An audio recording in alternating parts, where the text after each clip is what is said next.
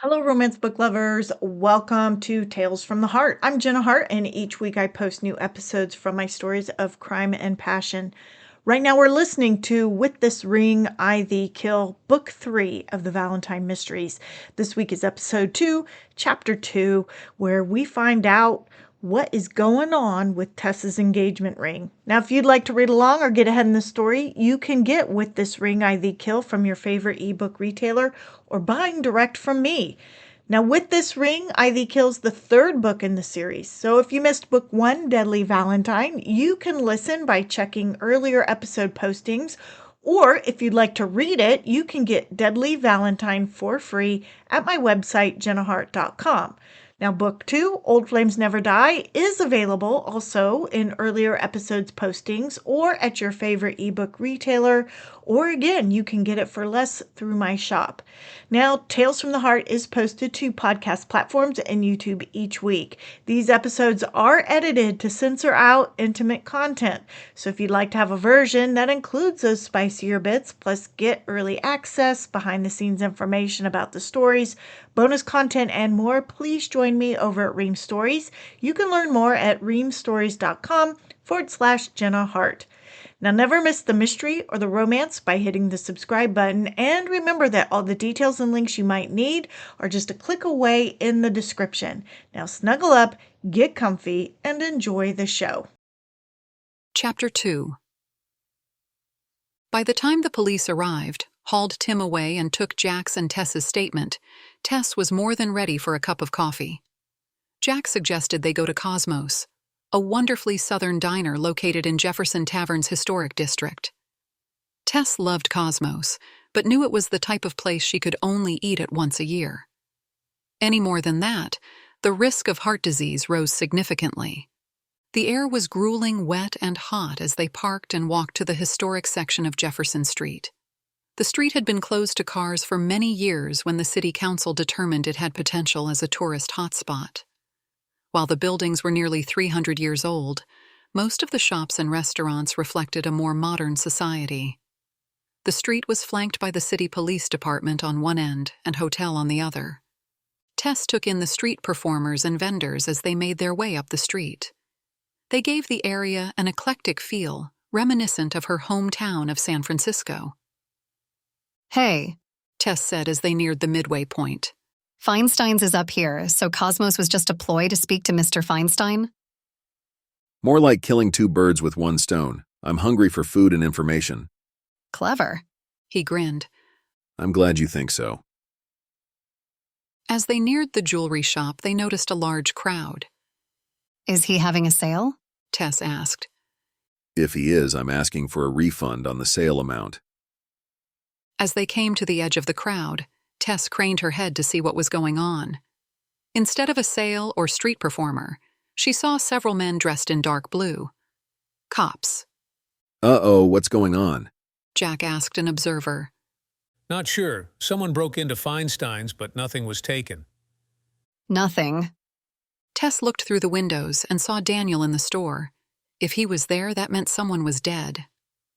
That's what the police are saying. The back is trashed and the safe is open, but the contents are in it. Tess looked to Jack.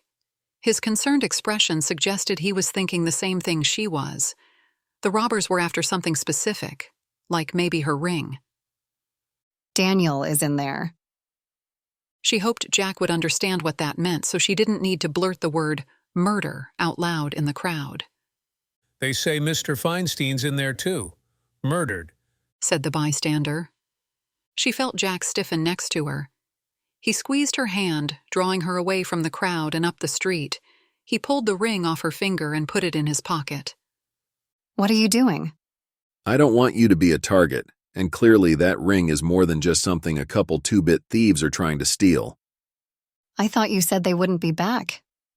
That was before Mr. Feinstein was murdered. He stopped, took her hands in his, but his eyes were annoyed. You're the one who said you didn't want to wear it. I'll buy you another one if... It's not about the ring. I don't need a ring at all. Well, a wedding band might be nice. She smiled, wanting to remove the tension and worry in his eyes. It worked, a little. His expression softened. I just wondered why you were hiding it when it was so important to you that I wear it. You were right. Huh? What?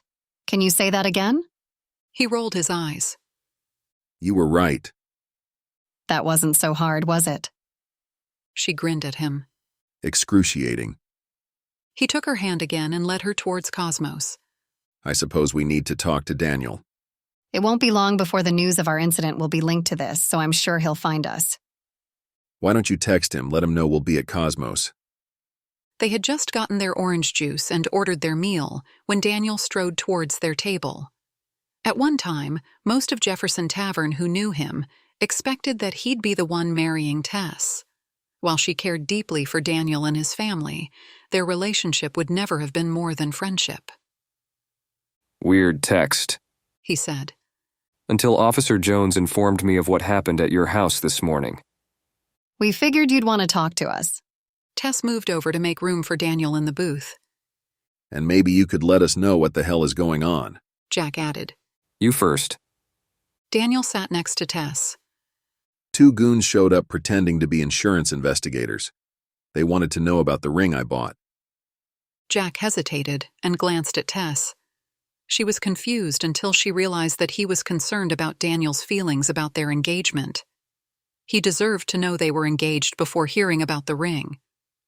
Before either could respond, Daniel asked, What's the deal with the ring? Is it the Hope Diamond or something?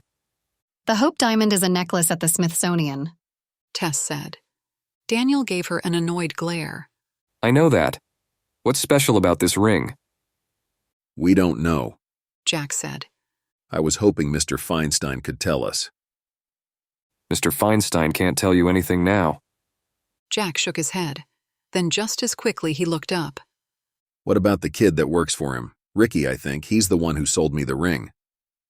Daniel cocked his head. We have officers talking to him. He sold you the ring? Jack nodded. Was it on display or in the safe? It wasn't on display. All the kid told me was that there was a unique ring Mr. Feinstein had just obtained. I don't know where it was stored. He went in the back and came out with it. Is that relevant? Could be. Mr. Feinstein was in his pajamas and robe. He doesn't live above the store, does he? Tess asked. No. He was dragged out of bed and brought down there. At least that's what it looks like. Thank goodness his wife was visiting her sister in Manassas. I wonder if that was Tim and Cal. Tess said. Who? The 2 guys who showed up this morning. Jack explained. They gave you their names? They're probably not their real names. Tess said. But you've got Tim in custody so you can find out. Jack added. That's my next stop. Daniel said. The waitress brought Jack's hearty man breakfast and Tess's omelet. Want something, Detective? She asked Daniel. No, thank you. She shrugged and walked away. Did you see Feinstein's grandson Jacob there? No, should I have? Jack bit into a thick piece of bacon. Not necessarily. He's being groomed to take over the business. Why not Feinstein's son? Tess asked. Feinstein doesn't have a son. He has a daughter who's had some problems. She ran off to Florida when her son was young, so Feinstein and his wife raised him. I didn't see anyone except Ricky. I didn't even see Feinstein. Jack said. Daniel scribbled notes into his notepad. Nothing was taken. Jack asked. Daniel shook his head. So far, the grandson says everything is there. It appears the killer was after something specific. Maybe your ring. So what's so special about it? He looked at Tess's hand and then back to their faces. Do you have it? We have it, but I'd rather not show it here. Jack said. You think someone may be watching? One guy, Cal, got away this morning and he knows we have it. We can stop by your office. Tess said. I have a few things I need to do, but by the time you finish breakfast, I should be done. In the meantime, I'll send a couple guys down here to have breakfast and keep an eye on you. I don't know that we need all that. Tess said. We don't know that you don't, either. Daniel rose from his seat. So, you finally got tired of waiting, huh? She shook her head. It was his idea. He bought a ring. I guess I should congratulate you then. He reached out to shake Jack's hand. Then he leaned over. Let me be the first to kiss the bride. He kissed her on the cheek. See you in a few? What did he mean by you got tired of waiting? I wasn't the one dragging my feet on commitment here. Tess laughed. I'm not sure I told you this, but your first proposal when you were shot and bleeding to death was caught on tape by the 911 dispatch. Daniel asked me about it, but at the time you were in the hospital and seemed to have forgotten. He asked if I was planning to remind you, and I told him yes. Jack leaned forward, and his blue-green eyes twinkled. But you didn't remind me. No, I figured you needed time to recuperate. And? Jack, women don't want to have to give hints to their man about marriage. Part of the romance is the surprise and ring and everything you did last night. I did a lot last night, didn't I? He winked. You sure did. I read the report from this morning. Daniel said when Jack and Tess arrived at his office. They took a seat in the chairs while Daniel sat behind his desk. I didn't realize guns were involved. I hit one guy with a frying pan. Tess said proudly. I see that. You're lucky. Guns have better results than frying pans usually. Tess saw the concern in Daniel's eyes. It seemed like the worry lines were etched in his face permanently from all the trouble she and Jack had gotten into over the last few months. They recounted their story of that morning, and Jack gave his account of buying the ring. Can I see it? Daniel asked. Jack reached into his pocket and handed the ring to Daniel. Nice, Daniel said with a whistle. He studied the ring. There's nothing unusual about the ring. Tess said. It cost a fortune. Jack said. Someone could live well if they sold it. Tess looked at him. How much is a fortune?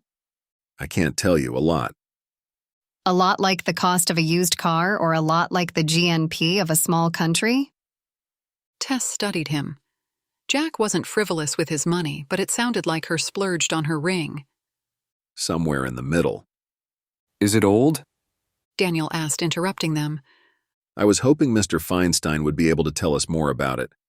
The men this morning suggested it was stolen, but that was probably part of their cover story. Did Tim have anything to say? Daniel shook his head. He asked for a lawyer. Tess tried not to be offended by Daniel's disdainful tone regarding lawyers. Who found Feinstein? The grandson found him when he went to open the store this morning. Is it possible he's involved? Tess asked. It's always possible. But when you factor in Jack buying the ring yesterday, the murder that took place after dragging Feinstein out of bed and to his store, and what happened at your home this morning, I doubt it. It seems like your ring was the target. And if that's the case, the grandson could have just taken the ring. He wouldn't have needed his grandfather to open the safe because he knew the combination. Are you sure about that? Jack asked. Maybe he wanted his grandfather dead and staged the scene to look like a robbery. A robbery in which nothing is taken? And then men show up at your place looking for a ring you bought there yesterday? Daniel shook his head. The grandson appears genuinely shocked, which doesn't mean he's not a great actor. But I still think this is about your ring. What about Ricky? What does he have to say? Jack asked. Daniel paused, and Tess wondered if he felt like he was sharing too much information. But then, with a shrug, he continued. He said he'd been working alone when you came in looking for a unique ring. He remembered seeing this one in the back and sold it to you. When Mr. Feinstein returned, the kid finished his shift and went home. But he got a call around 8 that evening from Mr. Feinstein asking about the ring. He told him he'd sold it to you. According to the kid, Mr. Feinstein seemed nervous but didn't say anything further. I wonder why he didn't call you, Jack. Tess asked. Maybe he did. I haven't checked my messages since yesterday afternoon. He pulled out his phone and punched in the numbers for his voicemail. He listened for a moment, then clicked the speakerphone button. Mr. Valentine, this is Alan Feinstein from Feinstein Jewelers. I really hate to tell you this, but my employee accidentally sold you a ring that was on hold for a private buyer. I understand this ring was for your fiancé, and I'm very sorry. But I need to buy the ring back, and you can have any other ring in the store, 20% off.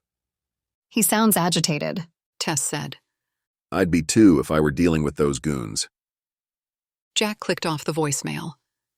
Mr. Feinstein had to know about the ring, otherwise why did he have it? But why would he be working with them? Tess wondered. We don't know how he got the ring. He could have been as surprised as you two were this morning. The real question is, why didn't they wait until Feinstein got the ring back from you? Daniel sat back in his chair. Why were they impatient? And yet they didn't show up at our house until this morning?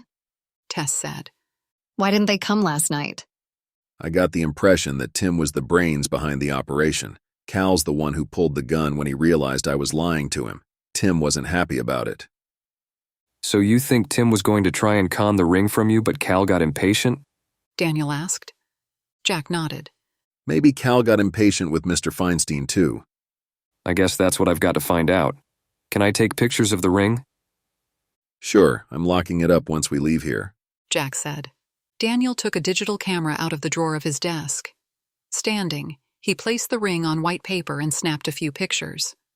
We're going up to Washington to stay for a few days, Jack said. Tess's brows lifted in surprise.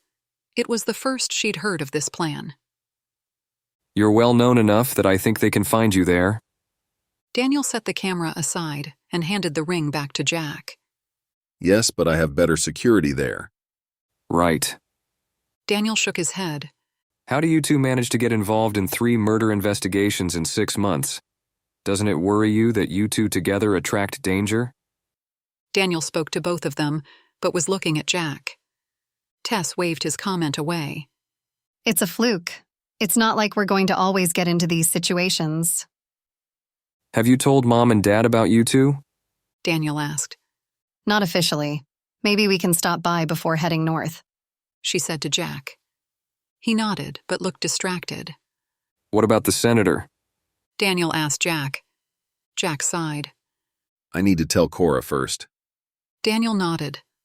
Tess was grateful that he understood that while the senator could claim paternity for Jack, he wasn't really a father in Jack's eyes. Tess waited until they were out of the police station and heading toward Jack's car before speaking her mind. Next time, do you think you could ask me about going to Washington? It's the best way to stay safe. I know why we're doing it, and if you asked me, I would have agreed. But just because we're engaged doesn't mean I give up my rights to be a part of the decision-making process. He stopped, took her arm. You think that's the type of man I am? She studied his annoyed, hurt eyes. No, not as a matter of habit. But you did make the decision to go to Washington without consulting me. Fine, I'll consult you. He let her go and resumed walking to the car. Don't be mad, Jack. I'm just saying. I know what you're saying, and I'll remember to ask in the future. Tess frowned. Why was he so annoyed? He held open the passenger side door of the car so she could climb in. You're not letting Daniel's comment about all the trouble we've had get to you, are you? He maneuvered the car away from the curb and then looked at her briefly before returning his eyes to the road. He has a point. You were never in danger until I came along. Neither were you. But I'm the catalyst. Walter killed Asa because of me. Liv was my old girlfriend. I bought that ring. Did he really think he was responsible for the mayhem over the last few months? Asa would have blabbed the senator's secret even if you weren't there that night. So Walter still would have killed him. And you getting shot by Liv was my fault. I'm the catalyst there. The ring, that's just dumb luck. I don't like that I've put you in danger, he said tightly. So your plan is to lock me away?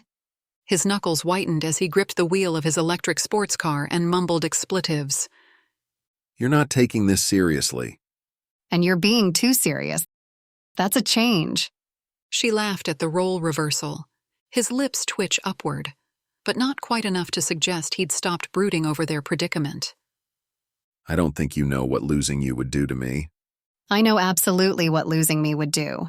I know it because I had to consider what my life would be without you when you were shot. I understand your worry, but we can't hide away from life.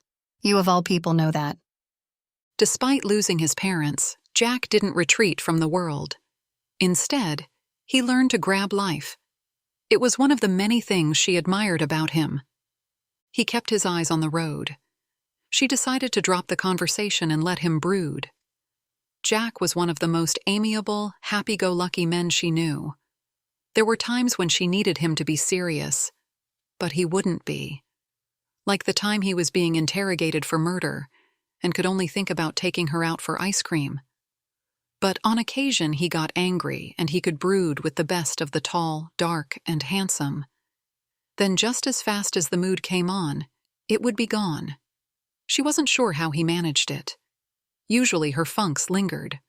She wondered if he used affirmations or other tricks taught in self-help books that claimed that the key to improving life was to control thoughts. Whatever the reason, Jack never stayed upset long, and Tess had learned to wait it out. He parked the car in front of Daniel's parents' house. Thank you for... His lips prevented her from finishing the sentence. His fingers snaked through the hair at the nape of her neck and pulled her to him in a scorching kiss. The kind of kiss he usually reserved for behind closed doors. He pulled her closer, and if it weren't for the seatbelt, she may have ended up in his lap. When her eyes drifted open again, his smile, complete with dimple, greeted her. This is dangerous too, She managed. Don't I know it? She laughed. If we're not careful, Daniel might arrest us for lewd behavior. I don't care. And I don't want to hide away, but I don't like that you're in danger. We're in danger. She corrected. And I don't like it either. But you're stuck with me now, Valentine. She thought he would grin. Instead, his eyes shone with love and awe. For the rest of my life. That was the other thing she loved about Jack. He wasn't afraid to let her see how he felt. She hoped he could see and feel the same love from her. Can I wear the ring in the house? She asked as he escorted her up the walk toward the Tudor home. He pulled the ring from her pocket and slipped it on her finger. I know this will be a little awkward for you. She took his hand. It's fine. Jack knew Tom and Helen were aware of the engagement, but the ring made it official, and Tess wanted to share the moment with them. But she was right that their visits with Helen and Tom were always a little tense. Jack was sure it was because he'd won Tess's heart instead of their son, Daniel. Tess said she thought it was because Helen was having a difficult time accepting that Jack was her half-brother and getting lots of attention from their father, Senator Worthington.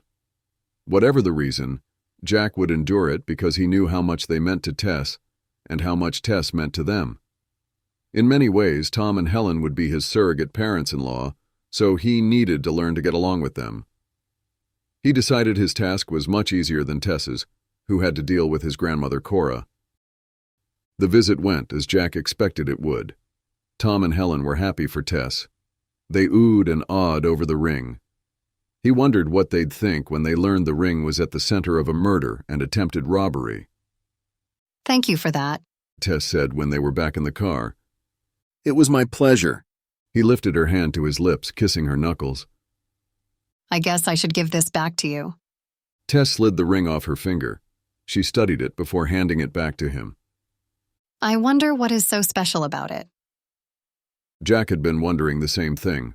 While he'd spent a fortune on the ring, there were many valuable pieces in Feinstein's store, and none had been stolen. He passed the turn that would take them home, and instead headed for Commonwealth Acres. Where are we going? Tess asked. I want to see the kid who sold me your ring. Find out what he knows. Don't you think we should leave it to the police? I'll leave finding Cal and the murderer to the police, but I'd like to know more about the ring. They drove through a community of brick ranch houses built in the 1960s. All had green lawns with at least one dogwood perched in the front yard. It reminded Jack of the modest home he'd grown up in with his parents, and the many homes he'd helped his mother renovate in her real estate flipping business before she died. He'd come a long way since then.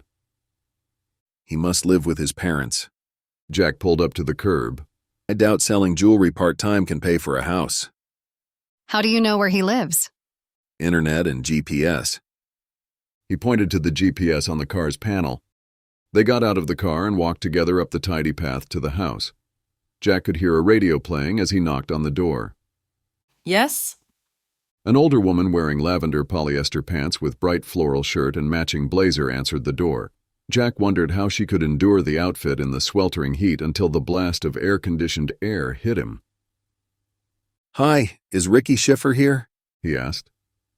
The woman cowered behind the door as fearful eyes assessed them. My name is Jack Valentine, and this is my fiancée, Tess Madison. I bought a ring from Ricky yesterday.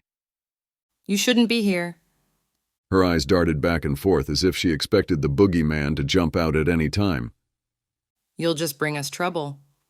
Have you had trouble? Jack asked. Ricky's boss was murdered. She said under her breath.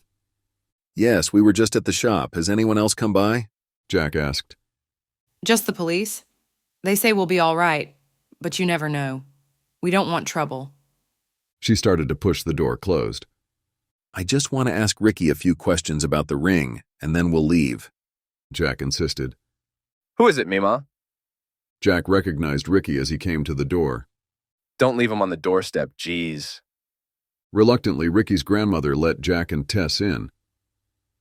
Jack knew from his discussion with Ricky the day before that he and his parents lived with his grandmother because of layoffs suffered by his parents. When Ricky wasn't attending classes at the local community college or working, he was holed up in his room playing war games on his gaming system. Jack was pleased to learn that one of Ricky's favorite games was one Jack's company originally created for military simulation training and eventually tweaked and sold as a game. Did you hear about Mr. Feinstein? Ricky asked. I did. I can't believe it. Ricky plopped down in an overstuffed mauve chair.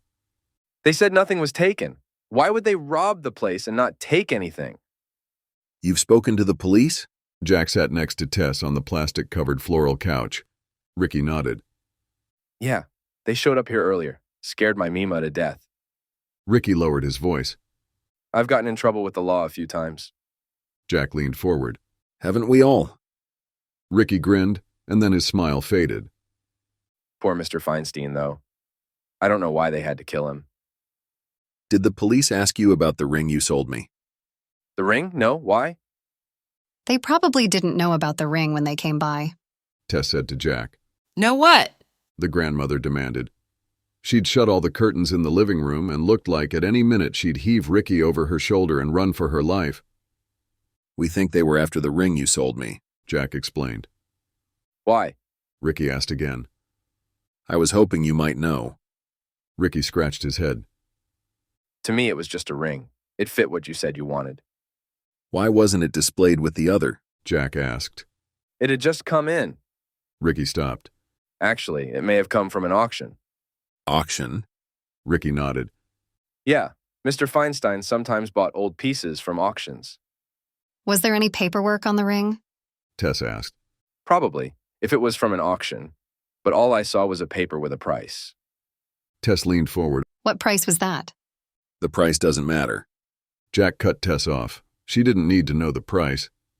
He couldn't be sure what her response would be. Sometimes, when it came to money, it was better to keep her in the dark. She gave him a pointed look, letting him know she'd find out eventually. He supposed she was right, but she didn't need to know now. Do you know what auction house Mr. Feinstein recently bought from, or when? Jack continued. Probably Bigby's. That's where he bought most of the old stuff. Bigby's works with an elite clientele, Tess said. What about Mr. Feinstein's grandson? Did he know about the ring? Probably. Why wouldn't he? Mr. Feinstein was going to retire, so Jacob was taking over a lot of the work. Would Jacob be involved in the auction pieces too? Tess asked. Sure. I mean, I don't know about that ring, but he was learning all the business, so it seems like he'd know. A knock at the door interrupted the conversion. Ricky's grandmother made a sign of the cross and peered through the curtain out the window. I'm Jacob Feinstein. They heard from the other side of the door. I'm here to check on Ricky. Speak of the devil, Jack thought. It's my boss, Mima. Ricky let out an exasperated breath, then stood and walked to the door. Mr. Feinstein, come in. Ricky's grandmother muttered something as she scurried out of the room. Ricky, thank goodness you're all right. Jacob Feinstein said as he entered the home. He stopped short when he saw Jack and Tess. I'm sorry you have guests. No, it's okay. This is Mr. Valentine. He bought the ring. Jack winced, not wanting the news of the ring to become common knowledge.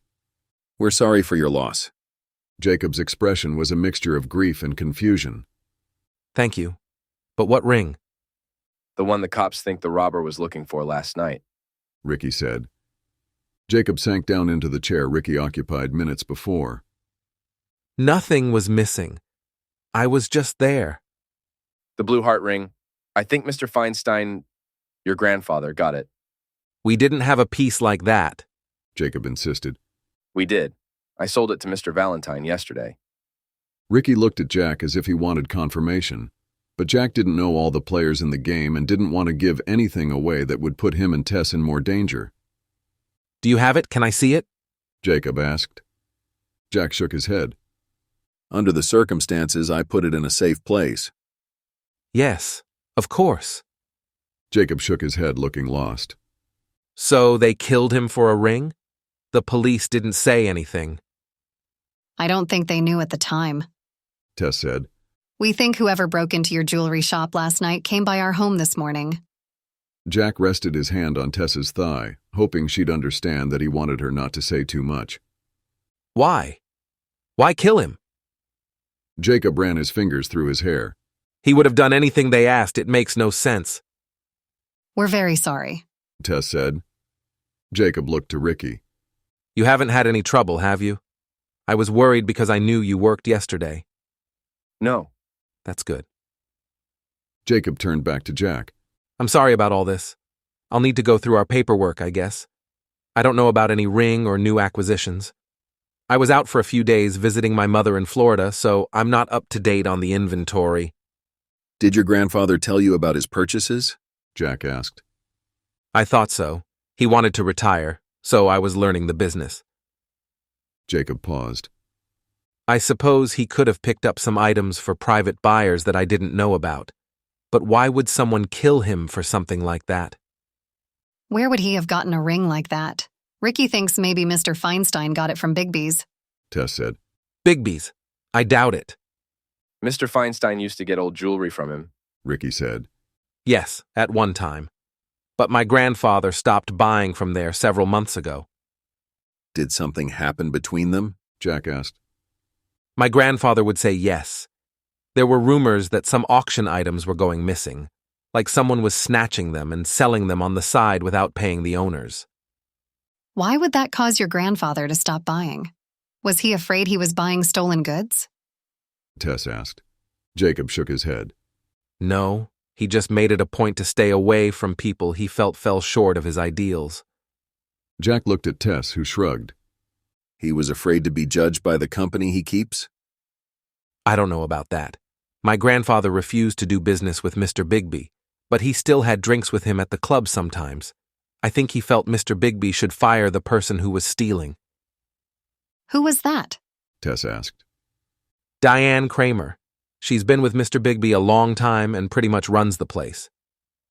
Why did your grandfather think she was the thief? Jack asked. She's the only one who could change the inventory.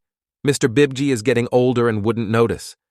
I guess it's hard working around all those wealthy people, seeing all that expensive stuff bringing in thousands and thousands of dollars and not feel tempted to want to cut. Did your grandfather have proof? Jack was surprised at Jacob's accusation. He had done business with Bigby's on several occasions. Rumors were enough for him. It didn't take much to put him off. He once threatened to send me back to my mother because a neighbor said she saw me smoking behind the high school after a football game.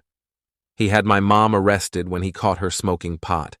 He had high ideals and zero ability to forgive. He must have been difficult to work for, Tess said.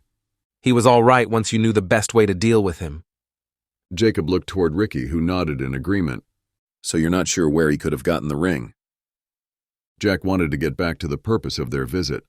I doubt it was from Bigby's. More likely someone brought in their granny's old heirlooms to get some cash. Wouldn't there be a record of that? Jack asked. Yes, but like I said, I didn't see anything about a ring when I was there this morning. Maybe the murderer took it last night, Tess said to Jack. If you happen to come across anything on the ring, would you let us know? Tess gave him a chastising stare, which he supposed he deserved. Jacob was grieving and didn't need to worry about the details of the ring. Of course, Jacob said. Jack stood and reached out to shake Ricky's hand and then Jacob's. We should go. Thank you for your time.